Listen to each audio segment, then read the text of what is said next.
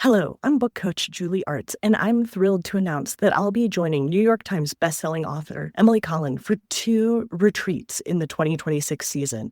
Join us May 27th at the Highlights Foundation in Milanville, PA, or October 4th at the Forward Writing Retreat in Chamonix, France.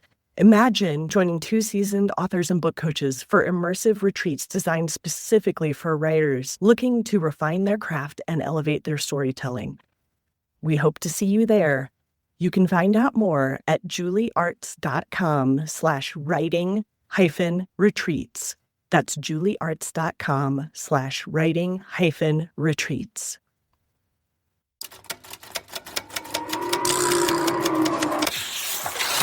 Welcome to the Show Don't Tell Writing Podcast with me, Susie Vidori, where I peel back the layers of how to wow your readers with your fiction, your nonfiction.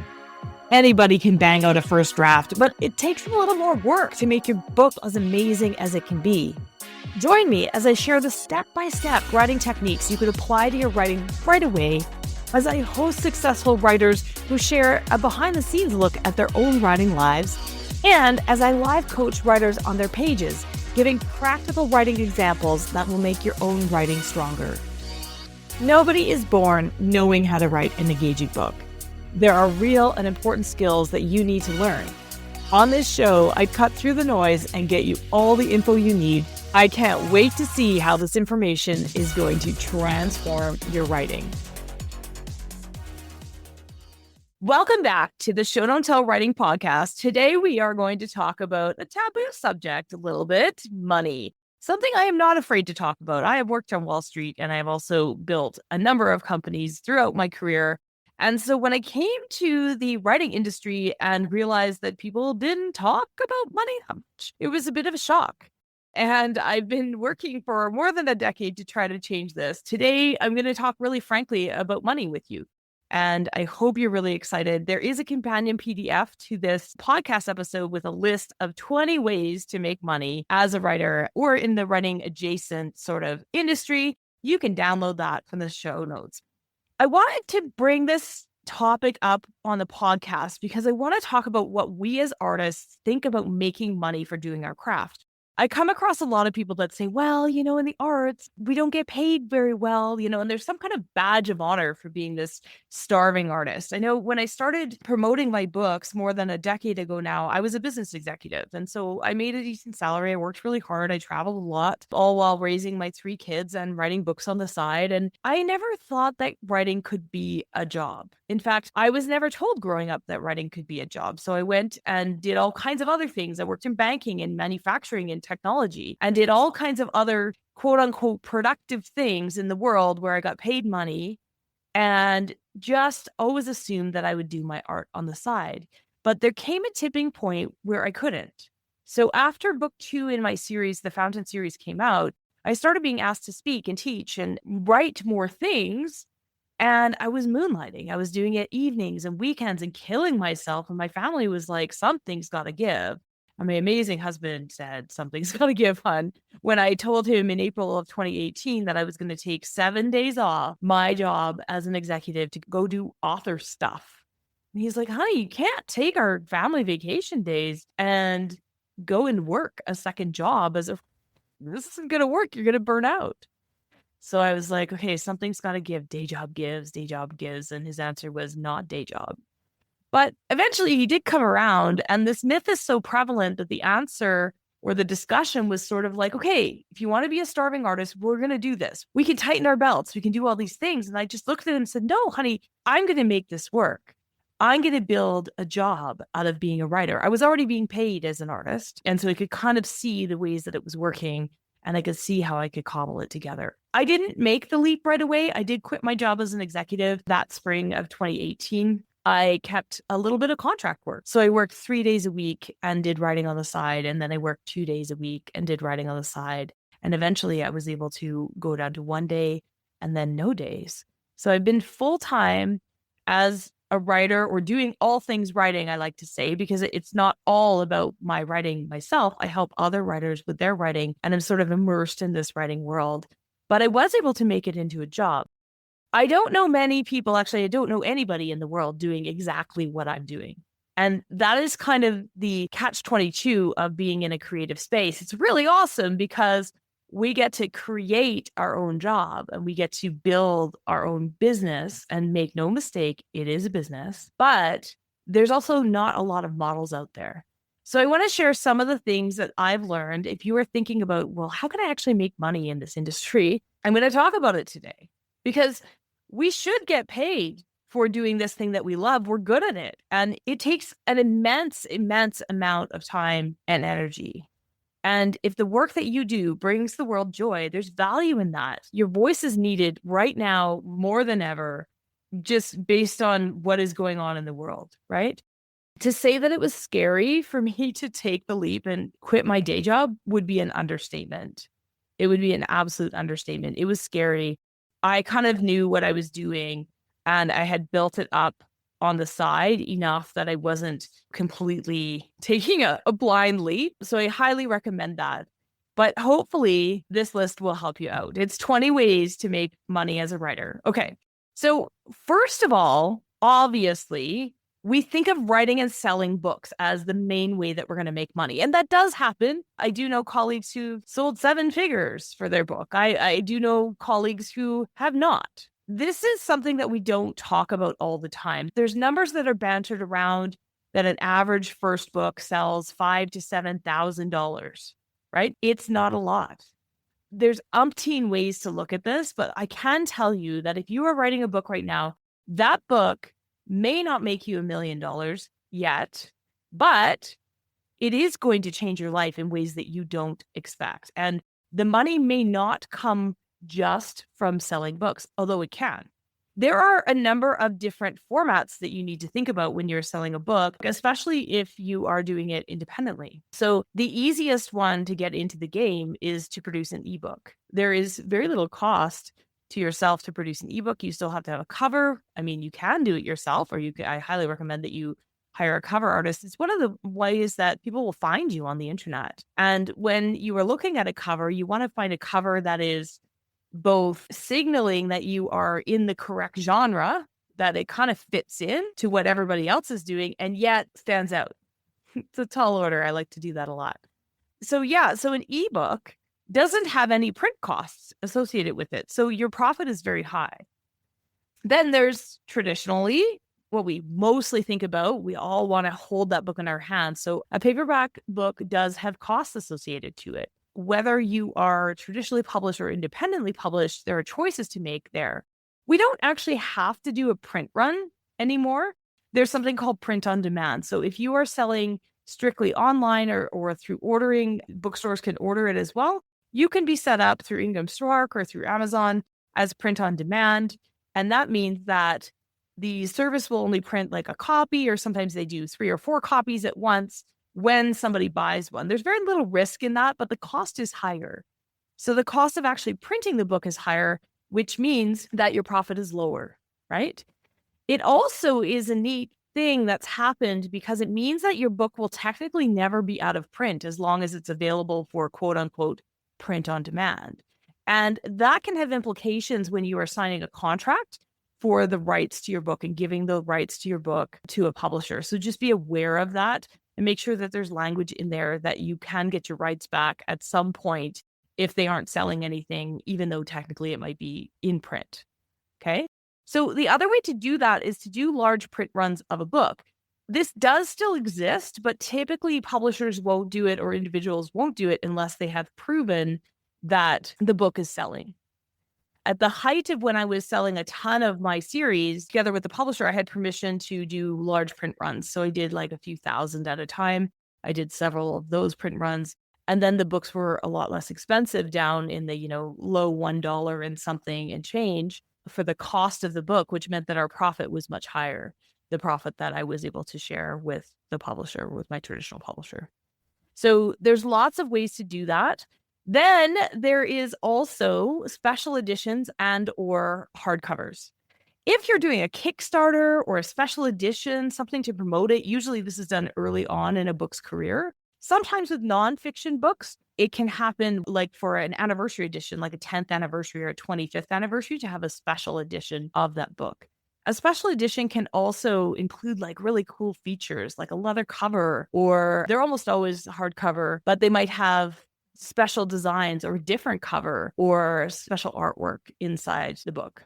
So there's lots of things that you can do. There are many genres that take advantage of that, and especially for genres with huge fandoms, like in science fiction and fantasy. Those special editions are really precious, and they might go out just in a book box, or they might go out only available to fans. So they're kind of exciting ways to do it. And generally, those special editions would be large print runs. They wouldn't be print on demand. So just so that you know, it's a huge investment, but if you know that you have them pre-sold, especially if you're doing a Kickstarter or something, or a GoFundMe to start up your publishing or your launch, when you do that, you know that they're pre-sold. So you can actually, if you reach enough, you can do those special editions, and then they don't cost so much. You really need to shop around for a printer because, number one, the quality is really important. If you're going to be selling a special edition of your book and have sprayed edges and all the, foil on the front and all the fancy things, you want to make sure that the quality is high because they are going to be more expensive for your fans to buy. Okay, so that is the books themselves, but there are lots of things. Once you've writing the book that is the best book that you can possibly write is actually just table stakes. Like, you need to do that no matter what you're doing, but your book will not promote and sell itself. I've got another companion PDF available, and I'll put the link in the show notes, but it's 30 ways to promote your book. So there's lots of ways to get it out there. But this list is specifically, how can you get paid? Okay. There's lots of activities that you will do that take your time and energy, but lots of them are unpaid. Here's some opportunities for you to get paid. Depending on your experience and comfort level in dealing with the public, there's also many opportunities to share your journey and expertise to support your book. I like to say that I don't know if your book will sell 1 million copies or not, but writing this book will absolutely change your life. And people who have finished their books, if you've already finished a book, dear listener, you know this is true. It has changed your life in so many different ways, and it is going to open doors. I'm going to give you a few ideas here. If you are willing to be out in the world, you can get paid to do school visits.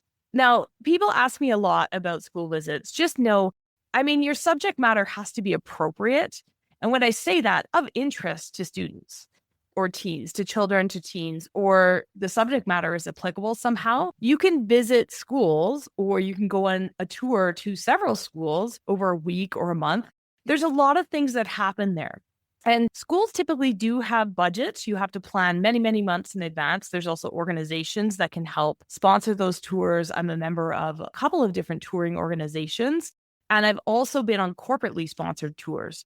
So check out what's available in your network and in your location or near your location. They will typically pay for travel. They will pay for you to attend schools.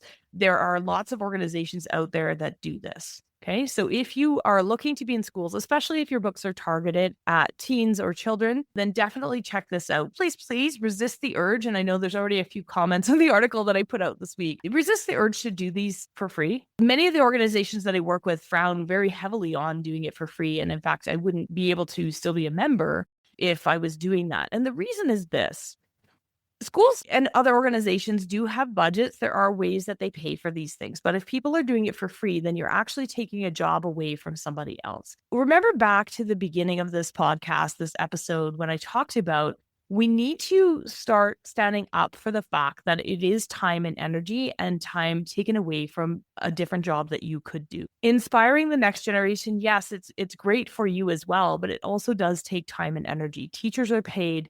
People in these professions are paid. You should also be paid to attend these events. Okay. So schools are always looking for ways to bring artists and new ideas to inspire students. And they do typically have budgets set aside for bringing in some guests each year. It can be incredibly rewarding to speak with the handful of students who are already avid readers and writers. They kind of hang around after the presentation and say, hi, I'm writing a book too. And you can talk to them. But I also really love meeting the students who haven't really had a lot of exposure to reading and writing and never really thought about it. And all of a sudden they're like, maybe I'm going to give this a try. There's also a job called writer in residence, and this takes many, many different forms. Sometimes they are in schools. I've done them with school districts or with schools where you're there for a few weeks and you visit a number of different classrooms and you have longer term projects. Or writer in residence might be through a college, through a writing organization, through an arts organization, or through a camp of some kind or an event. So take a look around because there are these opportunities locally or abroad. There's often these through the writers guilds or other writing organizations. So once you've got your book out there and published, the thing is many people claim that they want to write a book and very few people ever start it, but even fewer people finish. So for those people who claim that they want to write a book or who are interested in starting a book, you can be that inspiration if you've done it. Okay. You don't have to be like me, who's worked on hundreds and hundreds of books. You don't have to have all of that experience. Even just the fact that you've put your book out there is sometimes enough to inspire, and you definitely have skills that you can help with. In that same vein, find out what writers' conferences and readers' conferences are around because people are always wanting to meet authors. This is what we think about when we think about being a famous author, right? That we're going to go and people are going to clamor to see you, and they will. It's hard to create these events for yourself, especially when you're first starting out. But at a large event like this, it's a great place to talk about your writing process, to talk about your topic of your book, or anything else that might come up. So writers' conferences are a great place to share your journey with readers and other writers. Look to see what writers' conferences exist in your community. Look to see what's around in cities that you'd love to visit. There are different levels of pay for different types of conferences. Or maybe there's something that takes place online. There's lots and lots of opportunities to present online. The more of these that you do, the more that you will get invited to, the bigger events that you will be qualified or invited to attend. This is one of my favorite things to do. There are times as well, I will say, there are times that I do some of these events if they are with colleagues or if I am able to promote my own work in some way or my own business in some way. I sometimes do these for less, hopefully not free, but for less. But there are also opportunities if I'm traveling across the country to speak and whatnot. Typically those are paid and the travel is paid as well. Further to that, there's a whole category of public speaking. So it's one thing to talk to readers and writers about your book, but to talk as a keynote speaker, if you are interested and so inclined, a TEDx talk, anything about the topic of your book. These are all ways to promote your book, but to get paid. You wouldn't get paid to do a TEDx talk. But if you did secure a TEDx talk and then you were to do that talk at a corporate event or as a keynote speaker at a larger conference that isn't a writer's conference, like Think Beyond, if you love public speaking, these are very highly paid opportunities and very sought after opportunities as well. If you've listened to this episode so far and you're thinking, but Susie, I became a writer because I like working alone. And the thought of being out in the public makes me never want to write a word again. I don't want to do that. Just because you like it doesn't mean I want to do it. Don't worry. I've got you. You absolutely do not need to be a public speaker to make money as a writer. So here are some further ideas that you can actually do from the privacy of your home office and get paid. These ones are specifically how you can use your skill of writing to make some cash. Okay. So there are cash awards or cash prizes or just pay for stories. You can write and submit flash fiction, poetry, short stories to paid markets. Okay. So I say paid markets. There are also lots of places that will publish. The recommendation, and I had a great episode that I'll link to, I think it's episode 61 with Liz J. Bradley on Team Susie. And she shared her process for doing this, but there are some highly paid markets, there are some medium paid markets, there are some low paid markets, and then there's free. Try and go for the paid ones first. Why not? But then if you can't, or if that story or poem or whatever it is that you've created doesn't find a home, you can still publish it, but you might as well try because there are paid markets out there. So I'll link to that in the show notes as well. So you can listen to how she got her 100 rejections in 2025. She's my inspiration for sure. Okay. Writing articles for magazines. Again, sometimes these are unpaid, but there are paid markets and people are always looking for content. So try and find ones that are on the topic of your book or related to it or unrelated to it, just a topic that you like. You're a writer, go get paid for your writing. Ghost writing. This one is like this elusive, and I love that it's called ghost writing because it sounds so spooky and mysterious. But really what it is you are helping another writer or another person who has an idea for a story, but maybe doesn't have the skills, ability, interest, time, whatever their reasons, they're not writing their own book. They want you to write it for them. We'll be right back. Hi, writer. Want my support to get your book finished and out into the world? Join my Inner Circle membership, a community of supportive writers where each month we set goals, share pages, learn new techniques, and get you unstuck fast so that you can make continuous progress on your writing goals. Coached Writers Finish. And you can get me as your virtual book coach in this group program for only $199 a month, much less than a single one-on-one coaching session. Check out the details at suziebedori.com/inner circle. We have live events happening all the time, so grab your spot now to join us.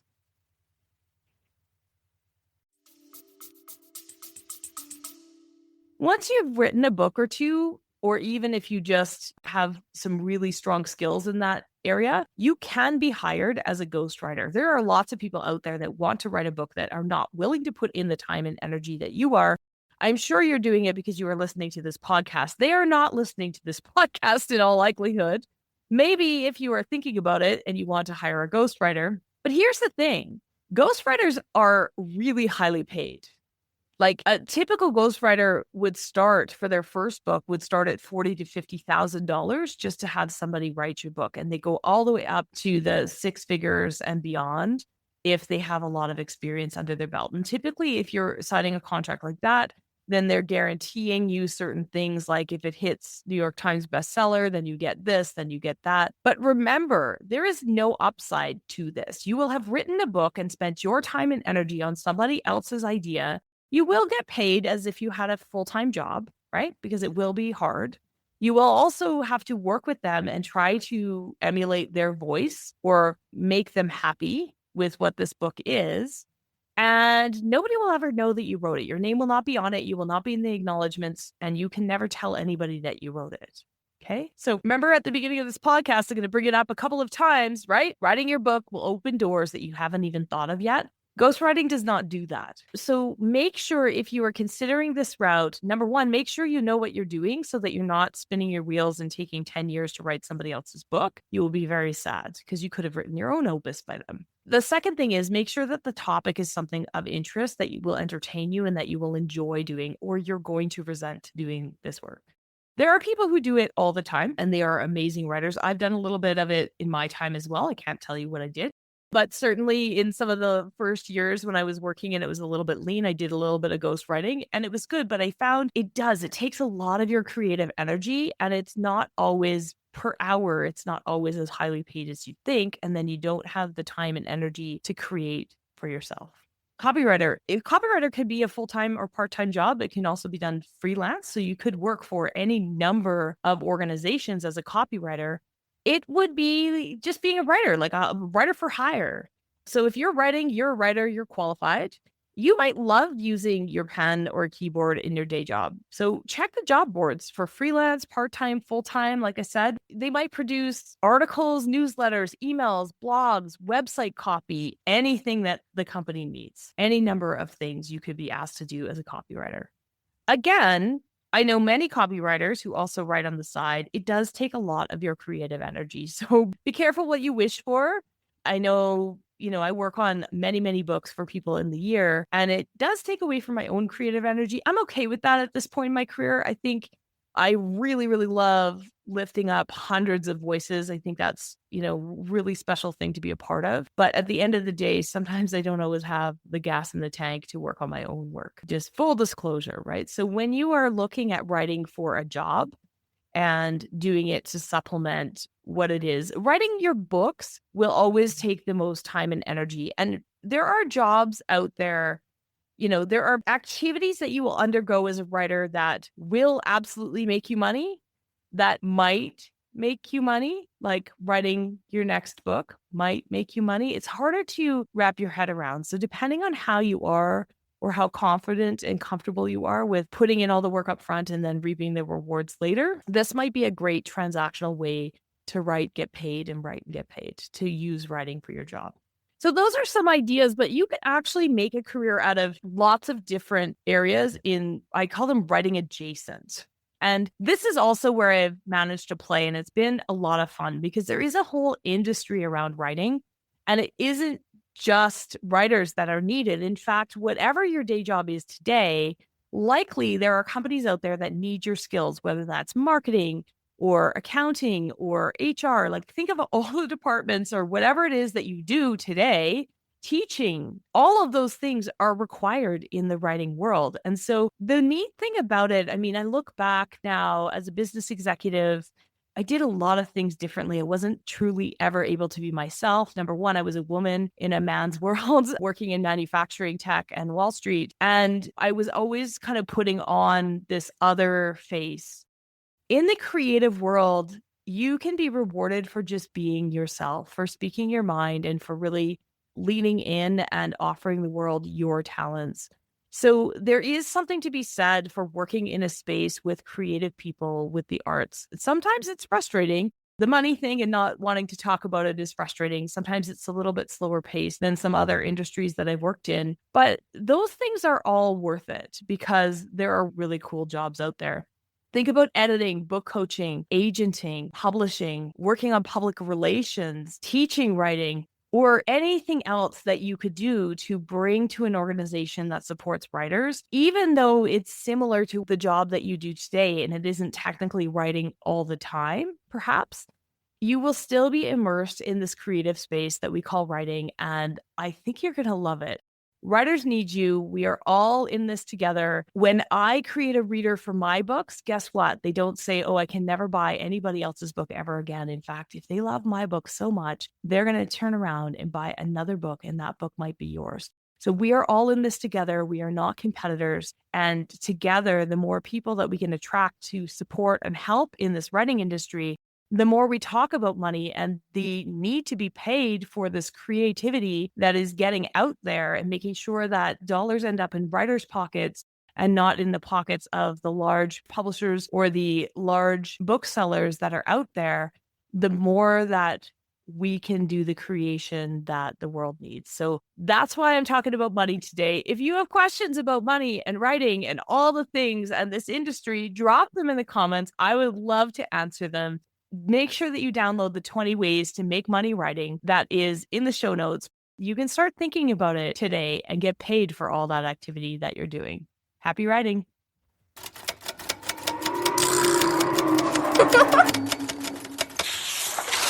Thanks for tuning in to the Show Don't Tell Writing Podcast with me, Susie Vidori. It is my absolute honor to bring you the straight goods for that book you're writing or the book that you're planning to write.